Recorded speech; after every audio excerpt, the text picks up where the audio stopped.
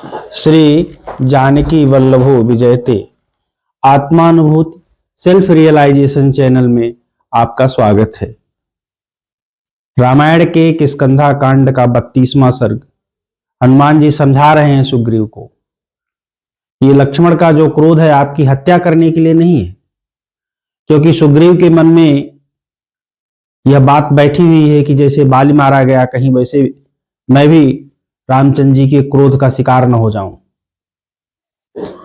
तो उसी आशंका को निकालते हुए, दूर करते हुए हनुमान जी कहते हैं, त्वं प्रमत्तो न जानी से कालम काल विदाम्बर फुल्ल सप्तच्छदश्यामा प्रवृत्ता तो सरच्छोभा। हे काल का ज्ञान रखने वाले ज्ञानियों में श्रेष्ठ सुग्रीव महाराज, वानरराज, प्रमादवश आपको काल का पता नहीं चला, समय का पता नहीं चला। 4 महीने कब व्यतीत हो गए, इसका ज्ञान आपको नहीं है। देखो, यह सुंदर शरद ऋतु प्रारंभ हो चुकी है, चितवन के वृक्ष पर पुष्प आ गए हैं। निर्मल ग्रह नक्षत्राद्यौ प्रहष्टा बलाह का। ग्रह नक्षत्र आकाश स्वच्छ हो गए हैं और प्रणष्ट बलाह का, बादल नष्ट हो गए हैं। प्रसन्नाश्च दिशः सर्वा सरितश्च सरांशिष। और सारी दिशाएं, नदियां, सरोवर, ये सब निर्मल हो गए हैं, स्वच्छ हो गए हैं, अर्थात वर्षा ऋतु चली गई है।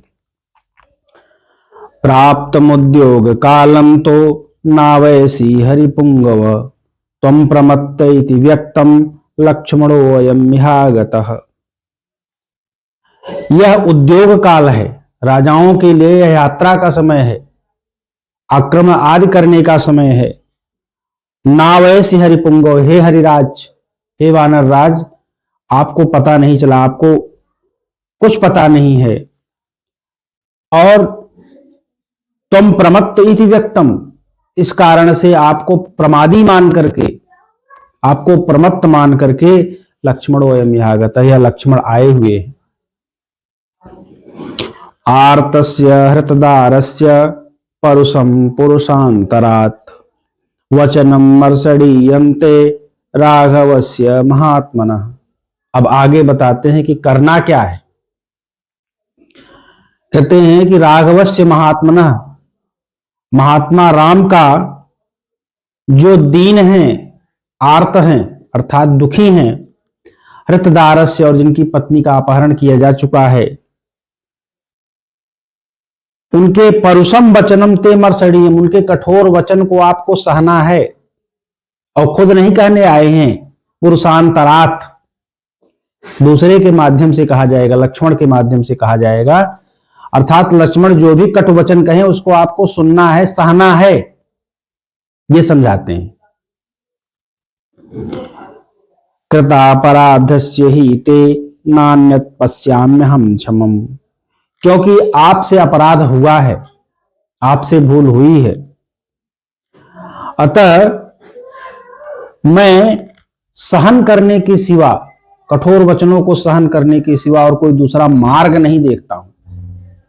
अगर आपका अपराध न होता तो लक्ष्मण से तर्क किया जा सकता था कि आप क्रोधित क्यों हैं, लेकिन अपराध आपका है तो सहन भी आपको करना है। अंतरेणांजलिं बद्ध्वा लक्ष्मणस्य प्रसादनात्, और ऐसे नहीं सहना है, हाथ जोड़ करके लक्ष्मण की प्रसन्नता के लिए, उनका क्रोध शांत हो जाए, इसके लिए हाथ जोड़ करके आपको उनका जो है आपको सहन करना है। वो जो कुछ बोले उनको सुनना है और सहना है।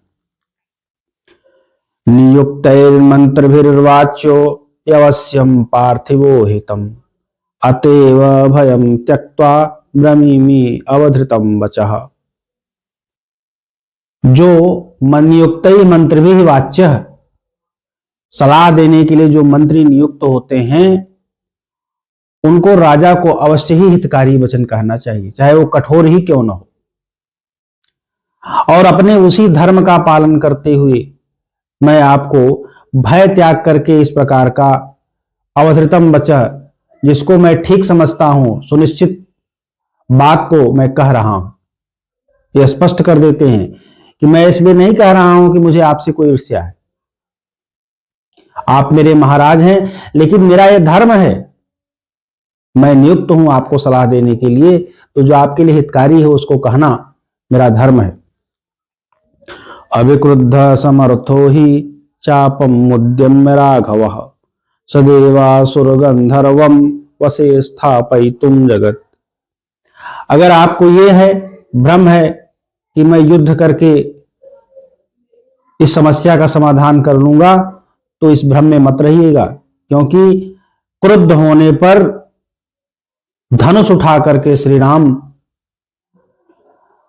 देवताओं सहित, असुरों सहित और गंधर्वों सहित सारे संसार को अपने वश में कर सकते हैं, सबको पराजित कर सकते हैं।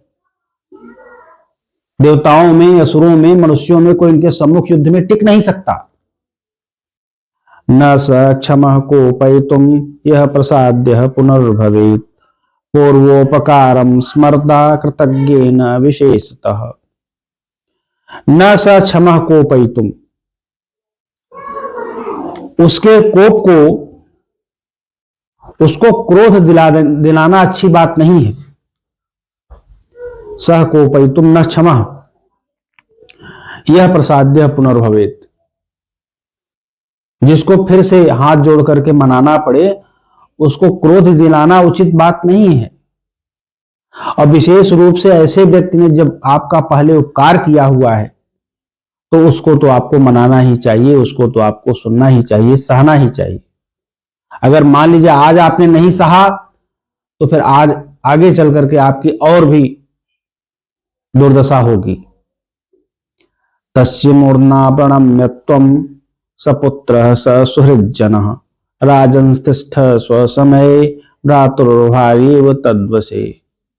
इसलिए हे राजन, उनके समक्ष सिर से प्रणाम करके